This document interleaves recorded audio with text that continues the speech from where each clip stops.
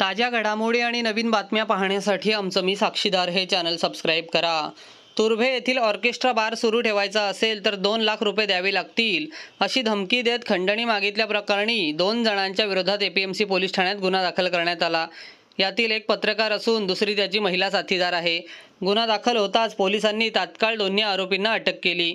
संदीप रासकर आणि सोनाली दुनघव असे यातील अटक आरोपींचे नाव आहे। एपीएमसी पोलीस ठाणे हद्दीत हेवन 6 व MH43 नावाचे ऑर्केस्ट्रा बार आहे। याच ठिकाणी काही दिवसांपूर्वी दोन्ही आरोपी आले होते। त्यांनी हॉटेल व्यवस्थापनाशी संपर्क साधत तुमच्या बारबाबत पोलीस ठाण्यात तक्रार न करण्यासाठी तसेच बार चालवायचा असेल तर 2 लाखांची खंडणीची मागणी केली। ही मागणी मान्य न झाल्यास पोलीस ठाण्यात वारंवार तक्रार देत हजारोंच्या संख्येने बारवर महिलांचा मोर्चा आणून बार उद्ध्वस्त केला जाईल अशी धमकीही देण्यात आली। आरोपींनी 2 लाखांची खंडणी मागितली। हॉटेल चालकाने आरोपीशी गोड बोलणे सुरू ठेवत याबाबत एपीएमसी पोलिसांकडे तक्रार दाखल केली।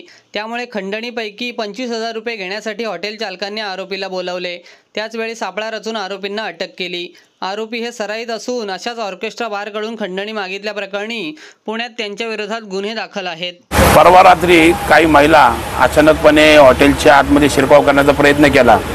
त्यानंतर महिलांच्या माध्यमातून एक इसम आम्हाला कॉन्टॅक्टमध्ये आल्यानंतर आमच्याकडे त्यांनी हॉटेलला त्रास न देण्याचा किंवा हॉटेलला कुठल्याच प्रकारचा आंदोलन न करण्यासाठी त्यांनी 2 लाखाची मागणी केली। त्या बदल्यामध्ये आम्ही पोलीस स्टेशनला कळवले असता त्यांची तडजोड करून 1 लाख रुपयाची तडजोड आम्ही त्या ठिकाणी करण्याचा मानस ठेवला।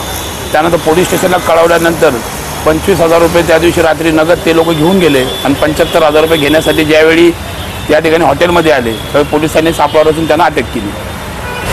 ही जी बोगस पत्रकार मंडळी आली होती ते तुमच्याकडे पैसे का मागत होते? त्यांचा म्हणण्याचा उद्देश असा होता की तुम्ही बेकायदेशीरपणे हॉटेल चालवता, परंतु आपलं हॉटेलचा टायमाच्या आधीच आम्ही त्या ठिकाणी हॉटेल बंद करून घरी गेलो असता त्यांनी त्या ठिकाणी शिरकाव केला। आम्ही या ठिकाणी नसताना त्यांनी हॉटेलच्या आतमध्ये येऊन नाक त्रास देण्याचं काम त्या ठिकाणी तिथं असणारे छोटू स्टाफ या लोकांना केला होता। परंतु खऱ्या अर्थाने पाहिलं तर आम्ही त्या ठिकाणी उपस्थित नव्हतो। वेळेच्या आधीच आम्ही हॉटेल बंद करून त्या ठिकाणी घरी गेलो होतो। कायदेशीरपणे आम्ही हॉटेल चालवतो आणि असे बोगस पत्रकार जे नवी मुंबई सोडून इतर भागातून पुण्यातून या अनेक ठिकाणी भागातून त्या ठिकाणी येऊन ह्या हॉटेल व्यावसायिकांना त्रास द्यायचं काम कायमस्वरूपी करत असतात। एकूण किती आरोपी होते? त्यांच्याबरोबर 4 महिला आणि 1 पुरुष जो आमच्याशी कॉन्टॅक्ट करत होता असे 5 जण ते 4-5 जण होते। खऱ्या अर्थाने या ठिकाणी चांगल्या पद्धतीचे पत्रकार या नवी मुंबईमध्ये वास्तवत आहे। 21व्या शतकातील आधुनिक शहर म्हटल्यानंतर नवी मुंबईचं प्रथम नाव घेण्यात येतं। परंतु हॉटेल व्यावसायिकांना नाहक त्रास द्यायचं काम या बोगस पत्रकारांच्या माध्यमातून ट्विटरच्या माध्यमातून 112 नंबरच्या डायल करून कॉल करून पोलीस प्रशासनाला आणि हॉटेल व्यावसायिकांना कायमच त्रास द्यायचं काम यांच्या माध्यमातून होत असतं।